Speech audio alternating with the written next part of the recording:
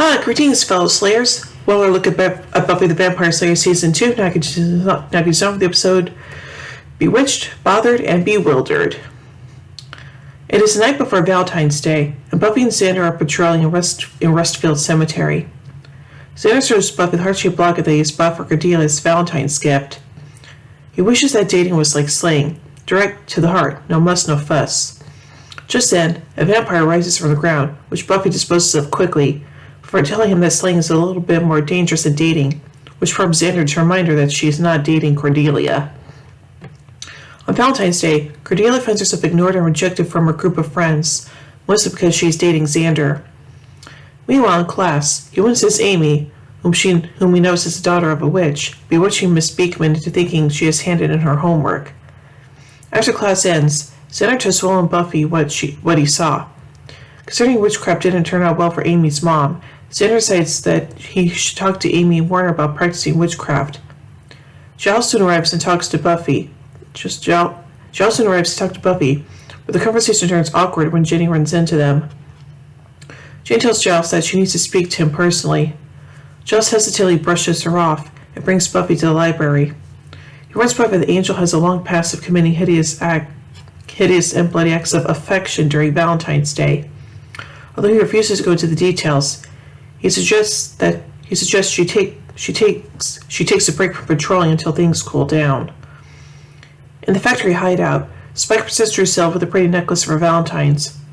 She seems half-heartedly pleased until Angel gives her his gift, a warm, freshly torn-out heart, which she found in a quaint little shop girl. Spike angrily tells Angel to focus more on the Slayer, to which Lucille tells him not to worry. Angel always knows what speaks to a girl's heart. That night, while Buffy and Joyce watch television, there is a knock on the Summers' door. Buffy goes to answer, but finds no one there. Instead, Joyce finds a long black box at the back of the door meant for Buffy. She opens it, only for the contents of the box is a dozen of red roses with the word "soon" written on a card. At the Bronze, Oz and his band Dingoes Ate My Baby are playing, and Willow happily watches her boyfriend play. Cordelia arrives, but her friends again rebuff her.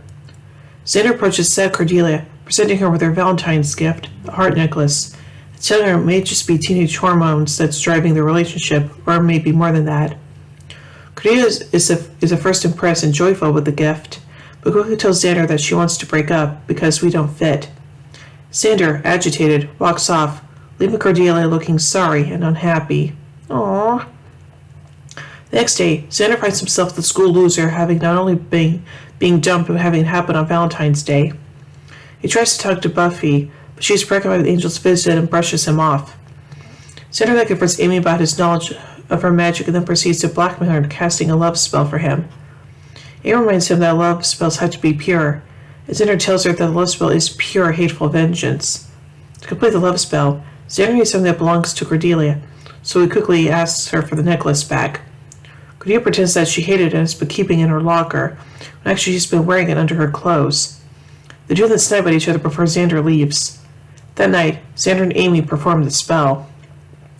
Xander then approaches Cordelia the next day, confident that the spell took effect. To his dismay, Cordelia remains the same, harsh and bitter. Meanwhile, Giles knows by researching more on Angel's Valentine traits, per her request, when Xander enters. Giles goes off to get more books, leaving them together. Surprisingly, Buffy starts to flirt with the thoroughly confused and eager Xander. Amy arrives thereafter and asks to talk to Xander privately. She tells Xander that the spell didn't work, but soon starts to seduce Xander too, much in the same way Buffy did. Xander then realizes the spell has gone awry, especially when the Cordettes appear to be hitting on him. Startled, Xander returns home, only to find half-dressed Willow under his sheets. Willow expresses a desire for them to sleep together, attempting to seduce Xander. He stutters a mild warning not to do this, and Willow simply licks his ear in response. Having had enough, Xander quickly scampers back off to Sunnydale High School. Apparently, the spell has worked on all the women in Sunnydale except for Cordelia. Xander goes to the library and cuts everything to Giles, asking for help. Giles seems disbelieving at first, until Jenny arrives to apologize for her deceit in regards to Angel, but gets distracted by Xander's muscles. Giles stresses how irresponsible and serious Xander's stunt was, telling him that women under the thrall of love spell can be deadly. Dragging reluctant Jenny behind him, Giles leaves the library to look for Amy. He tells Xander to barricade himself inside the room. The plan doesn't work, as Xander barricades the inside of the doors, forgetting that they open outwards. Buffy arrives in a short leather trench coat and heels, continuing her quest to seduce Xander. Even so, he decides not to take advantage of the situation and politely asks Buffy to back off. Suddenly, Amy turns up and, claiming Xander loves her, she and Buffy get into a fight. Xander can only watch helplessly. Then, Amy performs a spell and turns Buffy into a rat. Giles and Jenny return, while Jenny and Amy glare at each other, with Amy almost turning Jenny into a rat as well. The two men try to capture the Buffy rat. The situation gets even worse when Oz shows up and punches Xander in the face for rejecting Will the night before, as she was on the phone with him all night, crying. The distraction leads the Buffy rat to escape into the basement. Giles angrily tells Xander to go home before he does any more damage, and asks Oz to help him look for a Buffy rat. Xander reluctantly leaves, only to find Cordelia getting beaten up by Harmony and a group of girls in the hallway, as retribution for hurting the new object of their affections. Xander rescues her, and they leave the school together. As they walk outside, they are confronted by an army of Sunnydale ladies, led by an axe-wielding, grief-stricken Willow. As she starts toward them with the axe, Harmony and friends soon catch up with them. The two groups fight, one looking to hurt Xander, and the other looking to protect him. The girls are distracted enough for Cordelia and Xander to escape to Buffy's house, much to Joyce's delight, as she is also in love with Xander. She sends Cordelia away to get bandages for Xander's wounds, and uses the time alone to flirt with him. Back in the library, Giles lets Amy and Jenny help to reverse the spell, but neither of them want to do anything other than chase after Xander. Jenny manages to flee to find Xander. Amy begins to see reason and aids Giles in the rescue. Meanwhile, Oz looks for Buffy right in the basement, as it approaches a cat in a mouse trap. Cordelia returns and locks Joyce out of her own house to keep away from her boyfriend, Former. Joyce persists, though, and she breaks the window to let herself back inside. The two to Buffy's room barricade themselves inside.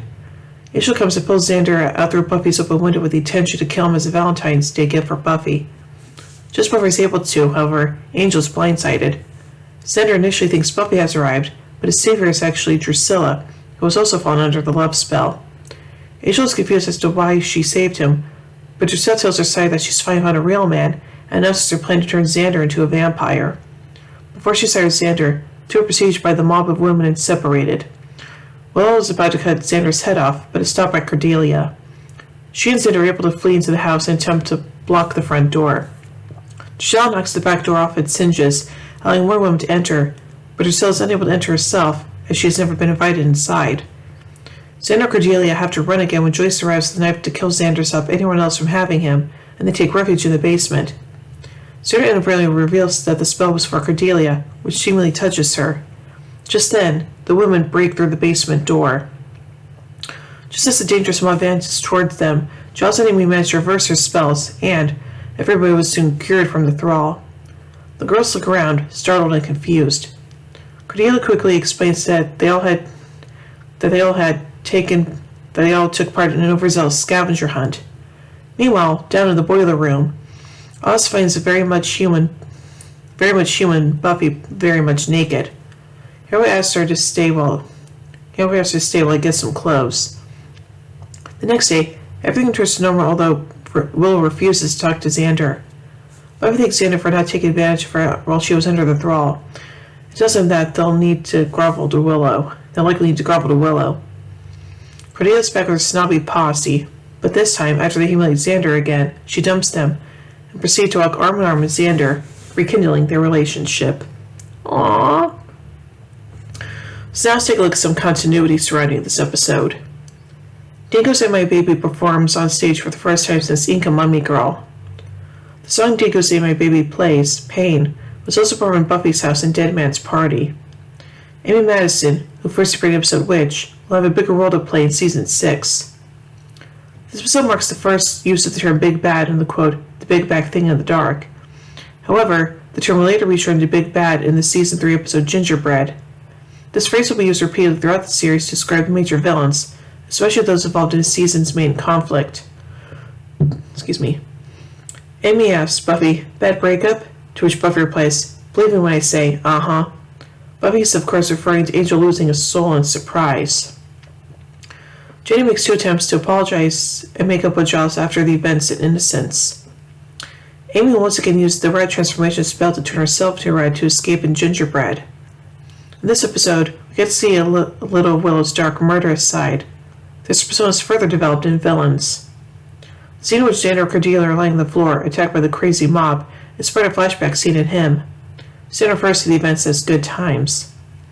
After Xander sees the spell has no effect on Cordelia and enters the library to find Buffy flirting with him for the first time, he seems quite content to forget about Cordy and pursue Buffy, a crush she's had since Welcome to the Hellmouth.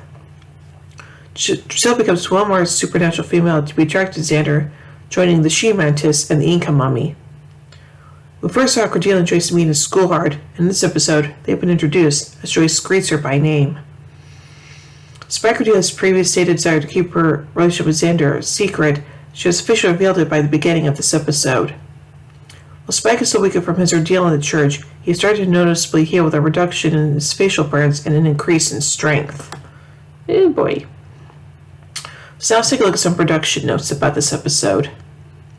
The title of this episode comes from the Frank Sinatra song Bewitched, written by Richard Rodgers and Lorenz Hart. The chorus of the song is followed. I'm wild again, beguiled again, and limping simpering child again, bewitched, bothered, and bewildered am I. Passion was originally in this episode's place, but the Buffy creators had to concoct something in a hurry to accommodate Sarah Schiller's absence for filming Saturday Night Live. Joss Whedon claims, we were in a matter of days. We were like, I have to do something that will turn Sarah to a rat for 4 days. Sarah shot all of her scenes before she left to film SNL. This is the first episode in which we see the Alpert Mausoleum, named after producer Mark D. Alpert, to be seen multiple times during the series. Tamara Braun, who portrays a forensic girl, also played Tara in When She Was Bad. And now let's take a look at some pop culture references. Who Dynamite You, Elvis? In reference to Elvis Presley, the popular singer known as the King of Rock and Roll. She loved it before you invoked the great roofie spirit. Roofie is a common slang for Rofinol, also known as a date rape drug, named for a person sent to slip it into a state's drink and take advantage of her while she's tranquilized. An X-Men 2099 poster is seen on the wall next to Xander's bed above his nightstand. And now let's take a look at some goofs. While casting Love Spell, Amy invokes Diana as the goddess of love and the hunt. Diana, or Artemis, was the Latin/Greek goddess of the hunt, sure enough, but she was also the chaste maiden goddess. The Latin/Greek goddess of love is Venus, or Aphrodite. Perhaps this is what caused the spell to backfire, making all the females in Sunnydale follow Xander, but urging them to hunt him too. While Xander and Cordelia flee Sunnydale High, it is a bright afternoon. By the time they reach Buffy's house, however, it is night. In the scene where Amy bewitches her teacher, the name of Father Samuel Clemens on the blackboard is misspelled as SAMUELCOLEMMENS. Although library doors could be barricaded in other episodes, Xander fails to lock himself inside. The door is suddenly swinging both ways. Valentine's Day during 1998 occurred on a Saturday. This takes place on a school day. Others had unspoken time jump from Valentine's Day to the Monday after. This is a goof on the writer's part. And now let's take a look at some other notes about this episode. Buffy receives a long box full of roses, but the card says soon. In the movie I Know What You Did Last Summer, Sarah Michelle Gellar's character Wade gets my same message written on her mirror in lipstick. In the October 1st, 1999 issue of Entertainment Weekly, Mr. Gareth Davies cited Bewitched, Bothered, and Bewildered as his favorite episode. Nicholas Brennan also claims this is one of his favorite episodes and found it hard not to laugh while filming the seduction scenes. Yeah, I guess it would be difficult not to laugh during those scenes, so yeah. So overall, I think this episode is pretty good, and I like the fact that Xander and Cordelia actually rekindled their relationship after everything that happened, so yeah. So overall, I give Bewitched, Bothered, and Bewildered 3 vampire steaks out of 5. Well, anyway, tune in to bed as we take a look at the next episode, Passion. So, until then, here endeth the lesson.